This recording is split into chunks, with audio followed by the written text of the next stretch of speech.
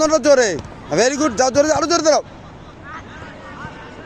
Contact ভালো করো, ওখান থেকে ওখানে ম্যানের কাছে যাবে না, বল, যাও আরো জোরে দাঁড়াও।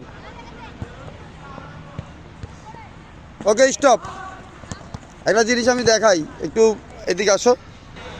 এখন বলটা যখন মারবো তখন এই পাটা আমার পায়ের দিকে দেখাও, এই 90 ডিগ্রি অ্যাঙ্গেল হতে হবে, হ্যাঁ, আর এই ভরটা টেয়ে থাকতে হবে, আর এই গোড়ালিটা উপরে থাকতে হবে, গোড়ালিটা এরকম।